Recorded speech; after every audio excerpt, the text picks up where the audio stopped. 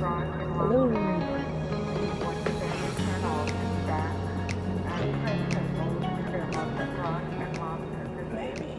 just a little. Hey guys, it's Sai. It's good to see you. It's been a while. Life's been busy, but I'm super stoked to be here with you guys. I've just flown into Seattle last night, so I'm a little tired. But today we're heading up to this town called Anacortes, which is about an hour and a half, maybe north of Seattle. It's this cute little ocean town, and the purpose of this trip is to really go whale watching. I've never gone whale watching before, and for this trip, I've rented this 70 to 300 lens for the Fuji, and hopefully it does the trick. I didn't really want to rent one of those big zoom lenses. I know there's a 150 to 600, but like, they're heavy.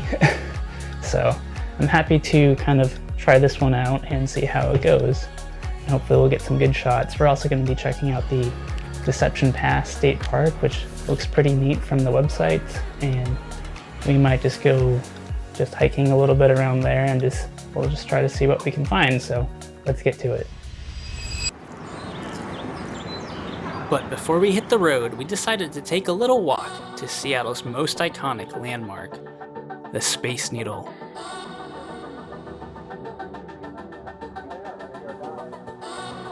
The views up here are pretty spectacular. From Mount Rainier, the Cascades, and the Olympics. You don't have to look far to find something that'll catch your eye. It's a beautiful warm day, one of those Seattle days that can trick you into thinking, it's always sunny here. And after a quick 2-hour drive up the I-5, we found ourselves chasing another sunset yet again. And the sunset we found. We made it to Anacortes last night, and we were able to catch an amazing sunset at Sunset Beach. And the views were pretty spectacular, and it was just a great way to cap off the day. We didn't make it to Deception Pass. At the roundabout, take the first exit onto State. And right now we're heading to Deception Pass State Park, which I'm really excited about, and just can't wait to get on the trail and see some scenic ocean views. So can't wait to see what we're gonna find there.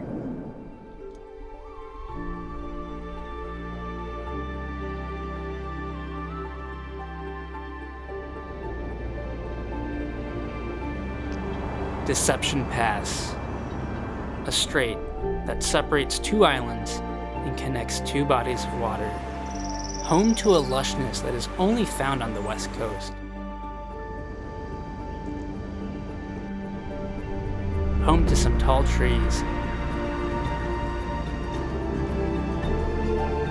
and some cute critters.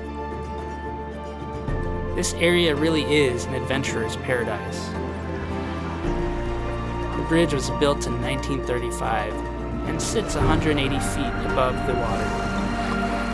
A triumph of human engineering. It's a unique instance where I think something man-made actually blends in well with nature. This park definitely warrants a second visit. Later that afternoon, we're finally shipping out, looking for some whales and other wildlife to photograph. Let's hope luck is on our side. The killer whales are the exception. They are what we call nomads. They're just going where the food takes them. It's a testament to the conservation effort that the humpback whales have returned to the Salish Sea, as they were notoriously overhunted to the point where you cannot find a single whale here for 100 years. The first whale to return, Big Mama, was spotted in 1997 and has returned to the Salish Sea every year since then.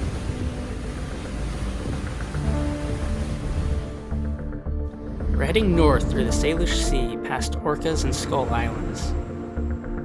These islands are part of the San Juan Island archipelago and home to some of the most diverse marine ecosystems. But so far, we had not found any, and reality was slowly settling in. Reality being that the ocean is a massive, massive place, and you might not see any whales. After about 2 or 3 hours of sailing, looking, and taking many empty video clips, our doubts were suddenly erased. humpback named Zephyr graced us with her presence, a 12-year-old whale that calls the Salish Sea her home. These whales pop up for a few seconds of air, only to dive and stay submerged for 10 to 15 minutes at a time.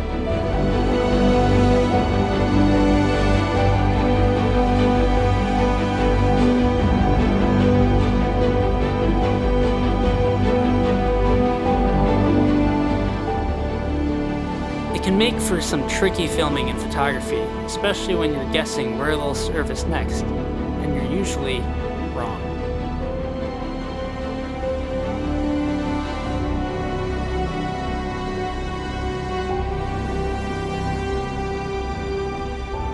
Moving on, we found some massive bald eagle nests, but no eagles, but very Lord of the Rings-esque.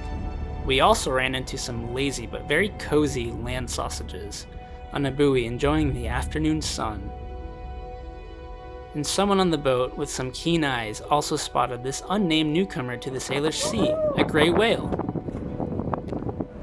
Looked like it was coming this way. They're just sitting at the surface now, right close to the tank there. Alright, so it changed direction, so we're going to put it on the left-hand side. It truly was an honor to witness these magnificent creatures in person. And just like that, it was time to head back to Anacortes as the sun's rays grew calm. Whew, that was a quick weekend trip up in the Pacific Northwest, let me tell you. From Seattle to driving up to Anacortes, catching the sunset, trekking out Deception Pass, which is an amazing state park, by the way. I definitely want to spend more time up there. Just beautiful hiking and water and just adventuring up there. I see why it's Washington State's most visited park, just in terms of access and payoff in terms of what you can explore and see. And whale watching, where do I even begin? What an incredible experience. It was about a 5 or 6 hour tour through the San Juan Islands, up and around Skull Island, and kind of looping down back. And we didn't get skunked. We saw Zephyr the humpback whale.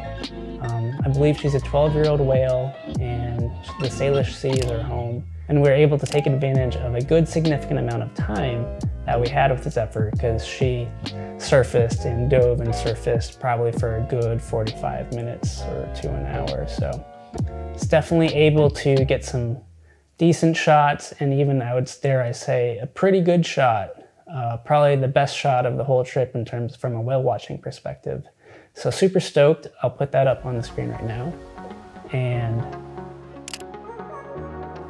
I am humbled by all the whale photographers out there, because it is not easy. You are on a moving ship and you're looking for a moving target that you don't know when or where it's going to resurface. So it's kind of like looking for a needle in the haystack, even though the needle is, you know, a massive, humongous whale, but you just usually see the hump of its back, I guess. And it's usually only out of the water for a couple of seconds before it, you know, submerges for anywhere from like 6 to 15 minutes. And I read somewhere online before the trip saying that you're bound to get one good shot out of every 10 to 12 shots. And I would say that's pretty accurate. Comparatively, the gray whale was very hard to photograph, because it was even quicker when it came up for air, maybe like a second or two, and then down for an even longer period of time and went a greater distance. And it's so inspiring to see their comeback conservation story in the Salish Sea. You know, they've been overhunted, their population had dwindled to zero, or they left the Salish Sea due to overhunting, you know, in the late 1800s. And hadn't been seen for just about over 100 years, and then in 1997 or 1996, they spotted the first humpback whale to come back into the Salish Sea, Big Mama, and she's been coming back ever since then. And now there's about, they estimate 396, 400 humpback whales that call Salish Sea their home in 2023. So that's just an incredible story. And also being able to photograph and film these magnificent creatures in a magnificent backdrop, that's just kind of cherry on the top to kind of practice that and get that experience. So if I were to do it again from a photography standpoint, I would probably bring a monopod. You're on a moving boat in a moving ocean. So having something to at least ground the camera on one plane, meaning the boat, would probably help out a lot in terms of just your overall stabilization. I would also highly recommend bringing a polarizer filter. I brought one for the zoom lens that I had. I definitely want that to kind of reduce the haziness from your blue skies and the water. I would also recommend shooting more photographs than not. Switch to burst mode and just kind of spray and pray and hope that you get a decent one when the whale surfaces. And then just know that you're gonna have to go back and delete probably 95% of it. And that way you increase your chances of getting a better photograph. And lastly, I would say the lens itself, the 70-300, I thought was pretty good, but there were definitely some occasions where I could have used even greater reach. So I would even go up to like a 100 to 400 millimeter and maybe just suck it up and take the extra weight and bulkiness in the bag if I were to do it again. And that about, I think, wraps it up. Thank you so much for watching. If you've made it this far, you're awesome. Let me know in the comments what you think about the style of this video. It's a little bit different. And get out and explore. You never know what you're gonna find. Get outside. I'll see you guys next time.